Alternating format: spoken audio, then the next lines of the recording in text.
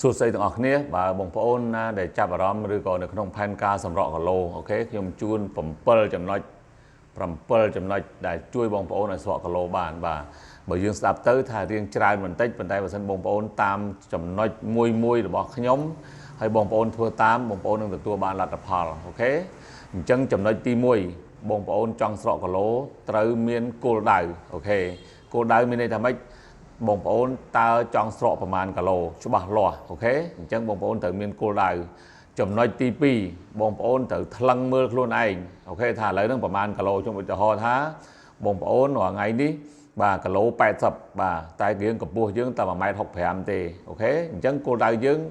ត្រូវដាក់ឲ្យច្បាស់លាស់ព្រោះគីឡូយើងហើយនឹងកម្ពស់ហ្នឹងអត់ត្រឹមត្រូវទេអញ្ចឹងយើងត្រូវស្រកគីឡូបន្ថែមទៀតមិនអញ្ចឹងណាបាទចំណុចទី3បងប្អូនគួរតែញ៉ាំអាហារដែលមានកម្រិតកាឡូរីទាបបាទអញ្ចឹងបងប្អូនត្រូវដឹងអាហារដែលមានកម្រិតកាឡូរីខ្ពស់មានន័យថាពពួកបាយពពួកមីពពួកកាទៀវពពួក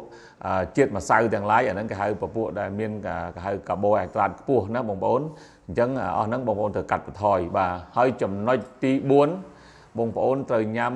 ប្រូតេអ៊ីនបាទអញ្ចឹងរៀងរាល់ថ្ងៃបើបងប្អូននៅក្នុងផែនការសម្រក់គីឡូនេះត្រូវញ៉ាំប្រូតេអ៊ីនដែរបានជួយជំរុញឲ្យបងប្អូនស្រកគីឡូលឿនបាទជំរុញការស្រកខ្លាញ់លឿនណាបាទចំណុចទី5បងប្អូនត្រូវញ៉ាំទឹកឲ្យត្រូវស្តង់ដារបាទការញ៉ាំទឹកខ្ញុំតែងតែរំលឹកដដែលសំទោសបាទញ៉ាំឲ្យត្រូវស្តង់ដារឧទាហរណ៍ថាគីឡូយើង60គីឡូអញ្ចឹងបងប្អូនយកមកគុណ 0.05 បាទជាបរោះបាទបើជាស្ត្រីយកគីឡូហ្នឹងគុណនឹង 0.04 ហ្នឹងឃើញចំនួនទឹកដែលត្រូវញ៉ាំហើយបាទចំណុចទី6សំខាន់បាទគឺបងប្អូនត្រូវរើសគ្រូឬក៏អ្នកណែនាំតាក់ទងនឹងការសម្រក់ហ្នឹងឲ្យត្រឹមត្រូវបងប្អូនកុំចេះតែប្រេះតែផ្ដាស់មានន័យថាឲ្យតែលឿនគេនិយាយអីបាទមានន័យថាអាហារណាធូរថ្លៃអាណាអីទៅពីបងប្អូនជឿភ្លាមអត់ទេបងប្អូនត្រូវរើសគ្រូហ្នឹងដែលត្រឹមត្រូវបទពិសោធន៍ហ្នឹងត្រឹមត្រូវគេនឹងច្បាស់លាស់អូខេអញ្ចឹងបងប្អូនយកគាត់ហើយសួរគាត់អំពីការសម្រក់ហ្នឹងឲ្យច្បាស់លាស់ទៅចំណុចទី7បាទបងប្អូនបាទការញ៉ាំប្រូតេអ៊ីនល្អគឺជារឿងសំខាន់បាទប៉ុន្តែបងប្អូនត្រូវ